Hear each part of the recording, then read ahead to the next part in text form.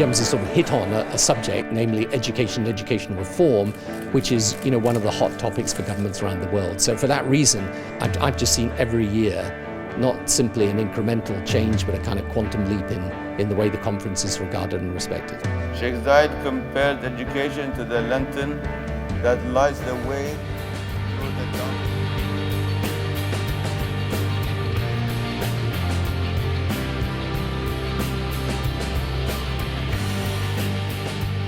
I'm particularly proud of the work they have done in teacher training. The goals of this conference to elevate education as a global concern on a par with health, poverty, and climate change, and to achieve not just universal enrollment, but profound positive changes in the way young people are taught. Young people with little or no education are twice as likely to come down with HIV/AIDS in the country's economies and developed ones. But the interesting thing is how many countries in each category are facing major education challenges today. In poor countries, often the most important thing is simply to build a system that can accommodate all the children who need to be educated. There are things that we can all do to make a real difference here. And I was going to wait till the end to say this, but this makes a point that I think is really important. So much needs to be done. No one and no single government can do it all, even no international institution can. Given the financial constraints on donors everywhere, the ideal solution for every country that ought to be enacted and developed locally and then implemented and financed by somebody somewhere else is not going to happen overnight. That cannot be an excuse. I believe that technology does have a role to play in universalizing quality education, but we haven't worked out exactly how to do it yet. The One Laptop for Child initiative is exciting, but there are too many children who don't have a laptop and won't have one soon, or they don't have a real connection to the internet that will give them access to all the knowledge you find there. On the other hand, I think it's worth continuing to develop that. Has enough academic credits to get into a four-year university, but enough practical training in one of 5 different marine sciences to get a job the day they walk out of school. It is truly humbling to know that there are so many like-minded people that share the commitment, the passion, in order to address what we truly believe is the most significant issue facing our world today. Kids, they only have education in poor communities. There is no other way out. They are not getting a trust fund. They're not getting an inheritance. They're not going to go and somebody is suddenly going to come in and pave the way for them. They have one chance, and it is by education. That this allows educators, I think, an opportunity to say, hey, there are some solutions, we can do it. Hasil nyata dari setiap bangsa yang maju adalah manusia, terutama yang berpendidikan, karena kemakmuran dan keberhasilan orang diukur dengan standar pendidikan mereka. Yang menjadi tantangan kita adalah kita sedang menuju ke arah global emergency. PBB memperkirakan bahwa populasi dunia akan terus meningkat dari saat ini 7,2 miliar menjadi 8,1 miliar pada 2025 dan akan mencapai 9,6 miliar pada tahun 2050. Pengangguran yang meningkat, 60% dari populasi dewasa adalah wanita yang tidak memiliki kemampuan baca tulis datar. 57 juta anak di dunia ini terabaikan dari pendidikan.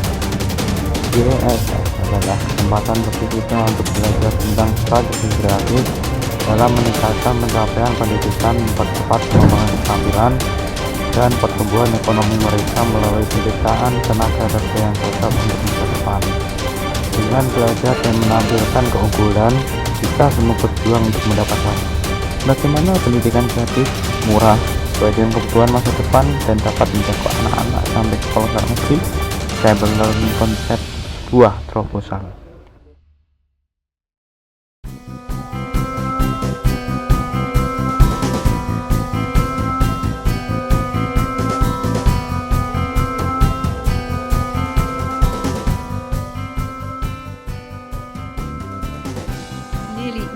consulted, but I got there. Islamic University from Indonesia. So as you see, we've got quite a wide range of input ahead of us.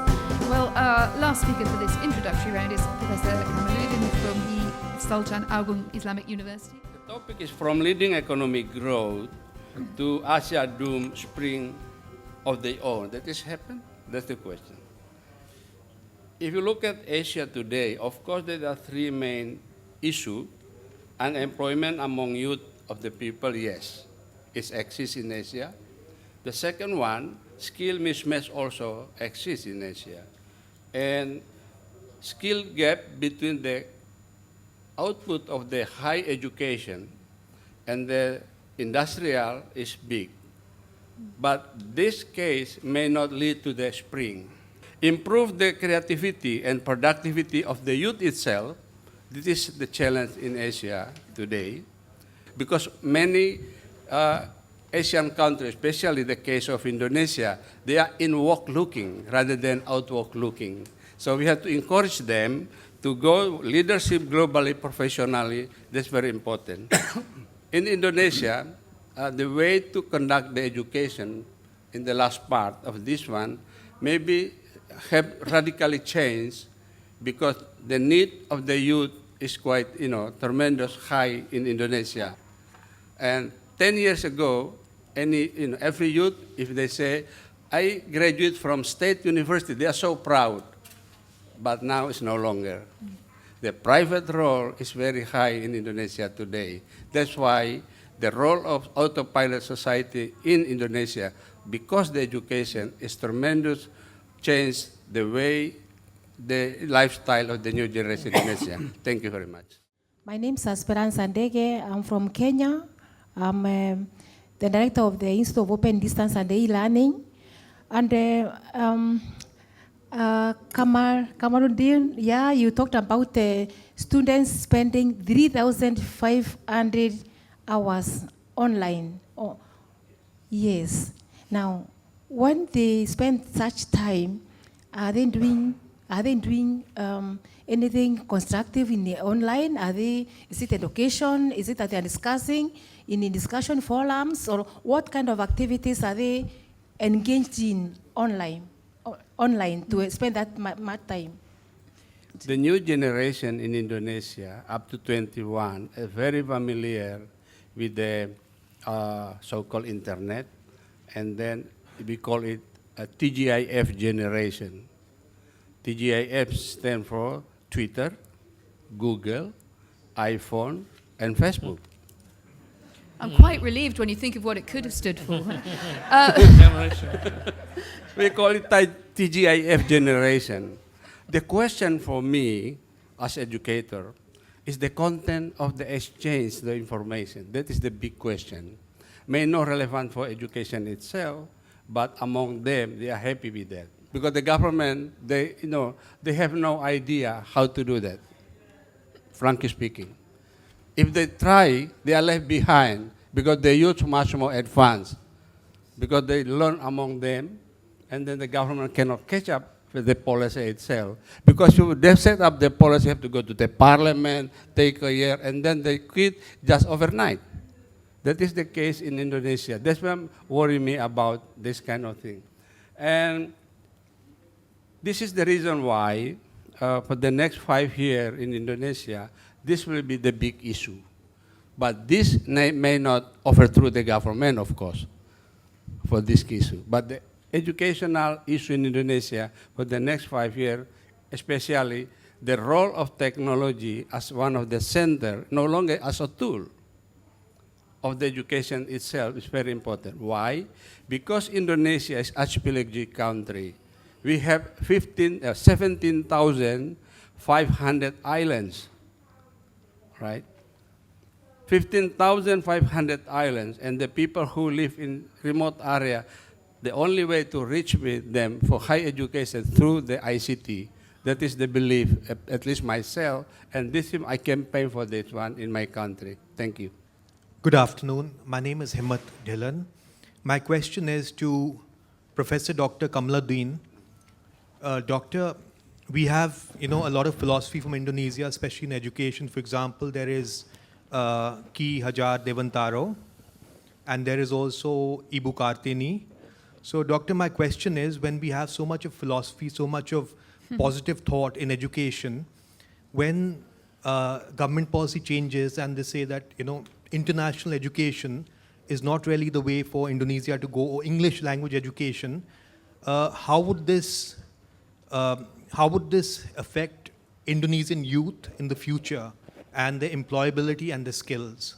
Education is always politic in Indonesia. That's frankly speaking. The result of political decision is make the education change. And also, it's happened. During the colonial era until now, it's happened. Okay? That is the reason why politics you cannot avoid with the education itself. Let's say the government policy over the next 20 years, they want to do so, and then they think, okay, education must be policies like that. This is the case, yeah? And also, Indonesia, like I mentioned in the beginning, since this Indonesia big country, they are comfortable with their own. That's why we say inward looking. There's a danger of inward looking because in the era of globalization today, English is very important, that is true. That will affect the youth. But the spirit of entrepreneurial in Indonesia today is very high. So the good students, they don't want to go with the government anymore, work with the government. They want to develop their own business and own enterprise. And to doing so, they really understood English is number one and computer is the second, must be in hand. Otherwise, they cannot survive. That is the spirit I watch in Indonesia today.